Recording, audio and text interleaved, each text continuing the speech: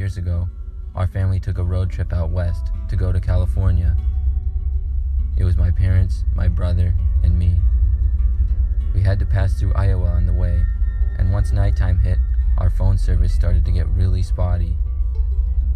At about midnight, we started to get very tired and wanted to stop for the night at a hotel, but we had no service at all, so we had to try to find one. We pulled off the freeway at the next exit. We seemed to be kind of in the middle of nowhere. There were mostly just cornfields and trees for miles. Finally, we came up to a small town, about a mile or two off the freeway. They had a gas station, a couple of restaurants, and a motel. The motel had a sign saying that it was only $20 a night for a room. It looked pretty run down, but we were tired and it was cheap, so we stopped. The motel was only one level and had a total of probably 10 rooms. My dad parked and then went to the lobby to get a room. There was maybe 2 or 3 other cars in the entire parking lot. After a few minutes, my dad came out with the key and showed us to our room. The room itself looked pretty old and outdated, but had 2 beds, a bathroom, and a TV. We all got in the room and got ready for bed. I turned on the TV, which was a box TV, and only had 8 channels. I asked my dad what the Wi-Fi code was, and he said the motel didn't have Wi-Fi. That was disappointing to me because I hadn't had phone service for hours, and I thought motels should at least have Wi-Fi. I decided to just get some sleep. For $20 a night, I should be happy to have a bed to sleep on. We all fell asleep pretty quickly from the long day of driving, but I awoke at about 3 a.m. to hear a noise coming from outside our room. I sat up in bed and listened. It was quiet for about a minute. Then I heard the doorknob jiggle. Somebody was trying to get into our room.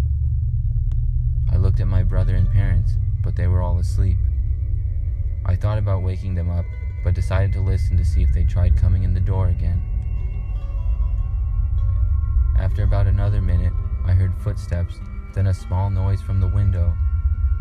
My curiosity got the better of me, and I slowly got out of bed and decided to try to look out the window to see what was there. I pulled back the blinds very slowly. As soon as I could see out the window, I was face to face with a creepy-looking man. I jumped back in fear. He didn't walk away though. Instead, he just walked to the door and tried the knob again.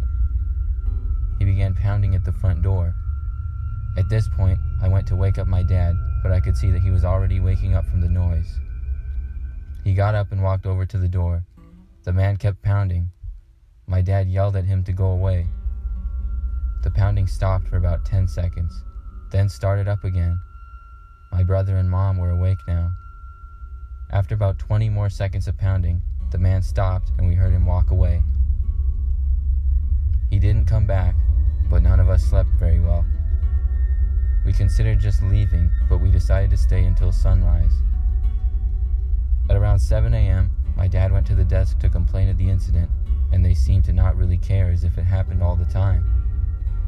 We left the city, and it took us an hour of driving just to get service again.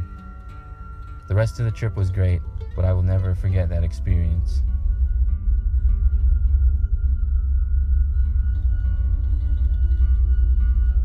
I often travel for work. On one occasion, I was driving home on a late night, and I started to get very tired. I didn't really want to stop, but the company I work for paid for our travel expenses.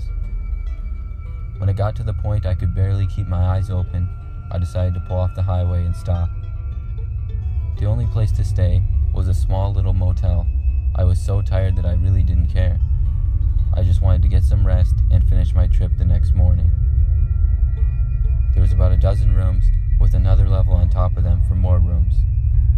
Attached was an office for the front desk. The motel seemed pretty quiet on this night, and I walked into the office to get a room. When I got in, it was a small room with a desk and some fake trees. Nobody was behind the desk, however. I waited for about a minute before ringing the bell on the desk. Still no one came. I looked around behind the desk. There was a small room that appeared to be empty.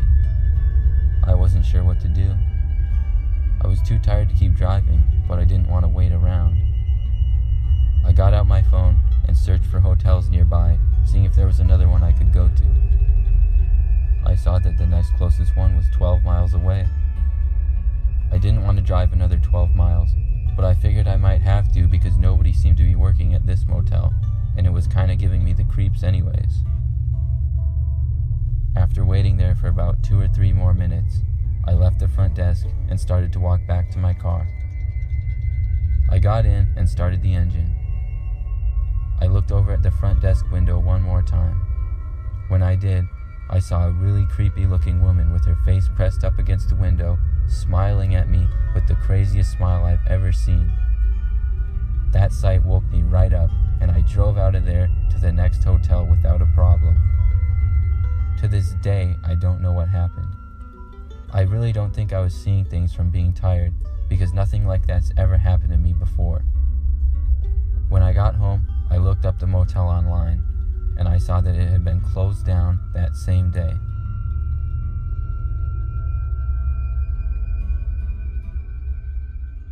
About 2 years ago, I was on a road trip with my girlfriend. Our drive was supposed to take 2 days. At the end of the first day, we decided to stop for the night. We came upon a really old and interesting looking motel. It had a lot of character. The building was painted with bright colors and big letters and had many little plants and trees around it. We decided to stay there and went to check in. A fairly old couple was working the front desk. They told us they were the owners. They were very friendly, and we chatted with them for a while about our trip. They told us they bought the place 2 years ago and fixed it up to look pretty good. We then got the key to our room and got settled in. The motel was not the nicest, to be honest. It was pretty old and outdated, but we felt good because we were helping out the old couple, and they were so friendly. My girlfriend and I watched TV for about an hour before getting sleepy. I shut off the TV and lights, and we went to sleep. I awoke in the middle of the night to what sounded like footsteps in our room. Half asleep, I looked around and didn't see anything, so I went back to bed. I woke up again not much later, but this time I felt like I was being watched. I looked up to see the old couple standing over the end of the bed, staring at me, smiling. I just about had a heart attack right then and there. I asked them what on earth they were doing. At this point, my girlfriend woke up and started to freak out. The old woman said they just wanted to make sure we were sleeping okay. I thought they must be insane. My girlfriend said she was calling the police and grabbed her phone. The old man started apologizing and saying there was no need for that. My girlfriend called anyways.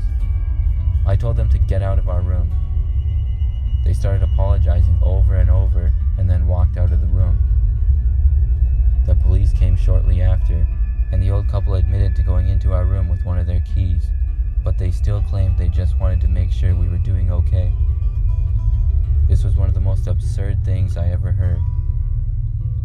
The police asked us if we wanted to press charges, but we decided not to. I felt bad for them and figured they were just a little off. Their motel business ended up getting shut down.